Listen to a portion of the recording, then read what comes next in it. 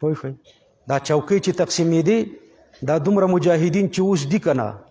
دا که 20 کاله مخکې وی اوس به موږ بیت المقدس هم فتح کړی وی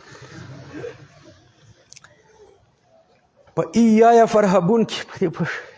اوس به بیت المقدس هم فتح وی هغې وخت کې چا موږ ته شپه هم نه راکوله یو جوارو پټي کې به هم شپه کوله نو د مسلمان او د کافر په مابین کې به مابه الامتیاز دای چې مسلمان به د الله په اوامرو صرف د الله د ویرې نه عمل کوي عذر به دا وکنه چې بچي مې دي دا ما بچي ګورې دا ټول واړه واړه دي دا ټول موږ مرګ ته تړلي وو هر مجاهد داسې تړلي وو رښتیا یو ځارې تخار کې زه وم تیر امارت کې زه مدرس وم او خط اول کې مې طالبانو ته ترجمه کوله قاري فیض محمد صاحب زموږ مشر د مولا صاحب د جهادي مدرسې محتمم و نو یو لوی شیخ الحدیثو بیان ته راغلی و بیان کې لګیا دی اخر کې په جړا شو د دروغو نه دا د دروغو جړا هم سړي ته ډېر لرې نه معلومیږي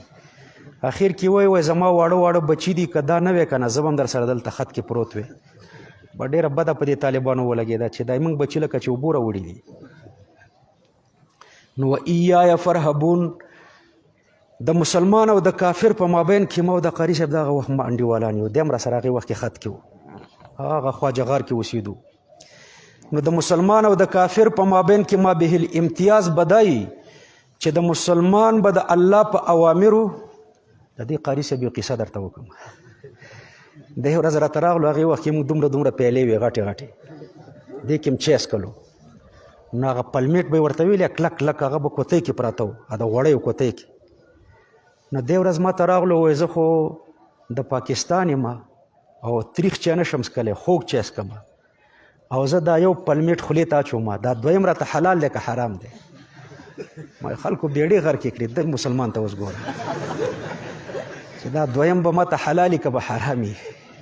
چې دا دویم ورسره خورم نو و ایایا فرهبون د مسلمان او د کافر په مابین کې به ما به الامتیاز دای چې مسلمان د الله په اوامرو صرف د الله د ویرې نه عمل کوي او د الله د نواهیو نه به صرف د الله د ویرې نه ځان ساتي په ایایا فرهبون کې تخصیص دی او په ایاک نعبدو کې تخصیص دی لیکن د ایاک نعبدو په نسبت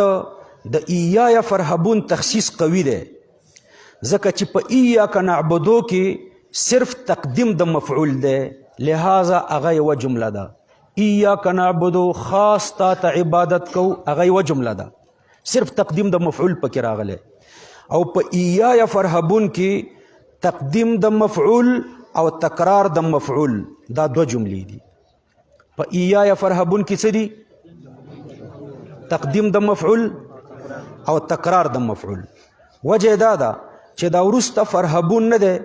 دا په دې مخکې